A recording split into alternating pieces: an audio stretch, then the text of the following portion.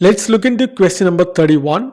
Imagine you have a Microsoft 365 subscription and need to design a security solution. Your requirements are to provide just-in-time, that is JIT access for specific administrative task upon request, require approval for an approval group member, and ensure that the access automatically expires after a predetermined period. Which solution should you implement to meet these requirements? Go through these four options. The correct answer is Privileged Access Management or PAM. So what is PAM or Privileged Access Management? Privileged Access Management is a security solution designed to govern and monitor access to privileged tasks or resources within an organization. It allows for just-in-time activations of privileges, meaning that elevated access is granted only when necessary and for a limited time. And privileged access management also enforces strict controls over privileged access to reduce the risk of unauthorized activities. Question number 32. You oversee a Microsoft Entra tenant that manages identity services for both internal and external access to Microsoft SharePoint Online and numerous cloud applications. To effectively govern external access to these cloud services, you need to devise a solution that adheres to following criteria. What are these criteria? These criteria include resources should be encapsulated within the access packages. Approval from designated approvers must be required for access requests to these packages. What would be the best solution to implement under these conditions? And we have four options.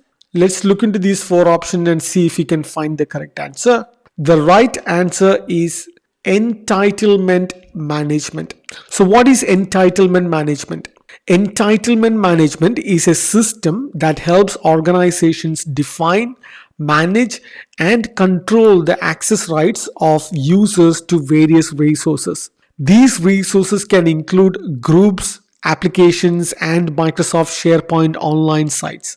The primary goal of entitlement management is to ensure that the right individuals have the appropriate access to the right resources based on their role and responsibilities within the organization. Let us look into one of the real world example of entitlement management. I'm going to give you an example how it works in a healthcare organization. A hospital uses entitlement management to ensure that doctors have access to patient records while administrative staff have access to billing information. So this helps protect patient privacy and ensures that sensitive information is only accessible to authorized personnel.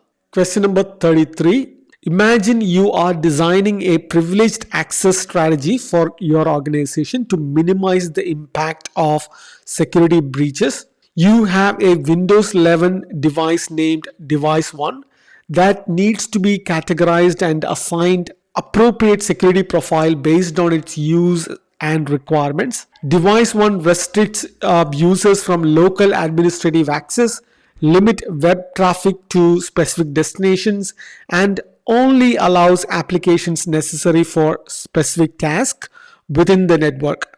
Which security profile would be most suitable for device 1? Go through these four options. We looked into privileged access management before. The correct answer for this question is Privileged Access Workstation or PAW. So what is PAW or a Privileged Access Workstation? A Privileged Access Workstation is a dedicated computer designed to be highly secure for performing sensitive tasks. It is specifically built to ensure that administrative and privileged activities are conducted in a controlled and secure environment. The key aspects of a PAW include restricting local administrative access, limiting the installation of unnecessary software, and controlling network traffic to minimize the potential attack surface. If you want to understand one of the use cases of a PAW is, let's look at a financial services. Employees handling sensitive financial data, transactions, or accessing confidential customer information can use these privileged access workstation to ensure that their activities are protected from cyber threats. Let's look at question number 34. Imagine your company has implemented a cloud solution that incorporates both Microsoft 365 and Azure. You're tasked with recommending a strategy to enhance the security of privileged access. The strategy must align with the following requirements: implement zero trust principles for all access, prevent unauthorized privilege escalation, use management plane and control plane concept to separate resource and access control. What strategy would you propose to meet these requirements? Let's look into these four options. The correct answer is enterprise access control. So what is this enterprise access control? The enterprise access control model is a framework used to manage and control access to an organization's resources in a consistent and secure manner. This helps integrate privileged access, which is the ability for certain users to access sensitive data or systems, into the broader enterprise access strategy. This model ensures that access to resources is granted based on the principles of least privilege, meaning users only get access to what they need to perform their job and validate trust, which means verifying the identity of users and their locations before granting access. Question number 35. Imagine you are responsible for designing a privileged access strategy for a cloud deployment that includes both Microsoft 365 and Azure. Your strategy will incorporate the following controls. These controls are ensuring consistent access across your assets, adhering to the principle of least privilege, validating trust for all user locations. Which part of the enterprise access model should you include in your design to meet these requirements? Let's pause the video, look through these options and see if you can find the correct answer. The right answer is control plane. So what is control plane? In the context of enterprise access model, the control plane is a centralized system that manages and regulates access to various IT resources within an organization. This system is based on a centralized enterprise identity system designed to ensure that only authorized users can access specific resources across the enterprise. It often includes additional layers of security such as network access control, particularly for older systems like operational technology devices. In Microsoft Azure, Azure uses a control plane to manage access to its cloud resources. Through Azure Active Directory, administrators can control who accesses what resources, ensuring security and compliance across the cloud environment. Question 36. Imagine you have an Azure subscription and need to design a compliance solution that ensures business rules for Azure resource properties are checked and enforced. How can you make sure a resource is evaluated whenever it is created or updated? What available options from these will allow you to do that? The correct answer is Azure Policy. So what is Azure Policy? Azure Policy is a service in Microsoft Azure that allows you to create, assign, and manage policies that enforce different rules and effects over your resources. These policies ensure that resources within your Azure environment comply with your corporate standards and service level agreements. These policies are written in JSON format and define what is allowed and what is not within your Azure subscriptions. Let's look at question 37. Your organization has subscriptions to Microsoft 365 E5 and Azure, and you are tasked with developing a security solution that includes compliance management guidelines. You need to propose a tool that simplifies and accelerates the process of locating and managing personal data when requested by users. What tool would you recommend? Let's look into all these four options and see if you can come up with the right answer. The correct answer is Microsoft Priva Subject Rights Request. Microsoft Priva Subject Rights Request is a tool designed to help companies manage requests from individuals about their personal data. So when someone asks for their data, the tool automates parts of the process, gives insights, and provides workflow to handle these requests more efficiently and confidently. This reduces the complexity and time it takes to respond to these queries. Some of the benefits of Microsoft Priva subject rights requests include automation, insights, and workflow management.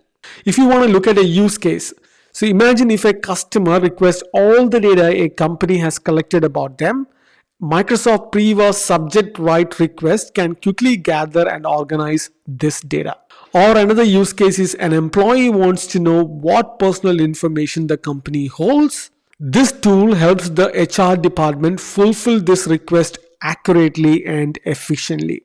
Question number 38. You manage a Microsoft 365 and an Azure subscription and have various devices running Windows, Android, or Mac operating system. With Windows devices deployed to Azure, you need to design a policy that ensures any new or altered settings rights in the policy being marked as non-compliant. Which two policy effect should you use to achieve this? Each correct answer provides a complete solution. Let's look into these options and see if we can find these correct two answers. The correct answers are append and deny. We already looked into what Azure policy is. Azure policy is the one which you can use to create, assign, and manage these policies that enforce different rules and effect over the resources. This append and deny policy ensures any sort of new or altered setting result in the policy being marked as non-compliant. Question number 39. You are working on an Azure subscription and need to design a solution that streamlines regulatory compliance processes. Your solution must meet few of these criteria. Implement security controls aligned with Center of Internet Security (CIS) and National Institute of Standards and Technology (NIST). It should include a dashboard for identifying compliance gaps based on chosen standards and regulations, and it should support both automated and manual assessments for remediation. Which service should you include in your solution? The correct answer is Microsoft Defender for Cloud. So what is Microsoft Defender for Cloud? Microsoft Defender for Cloud is a security management tool designed to protect cloud and hybrid environments. It helps monitor the security posture of resources across multiple clouds, such as Azure and AWS, and provides recommendations to improve security and compliance. What is the use case of it? So let's look into one of the examples here. Companies using multiple cloud providers can utilize Defender for Cloud to get a unified view of their security status and enforce policies consistently across platforms. Question number 40. You have an Azure subscription containing several Azure file shares. To enhance your resiliency strategy across ransomware attack, you need to plan an Azure backup solution for these file shares. What type of storage entity should you recommend for the Azure files backups? Let's look into these options, see if you can find the correct answer.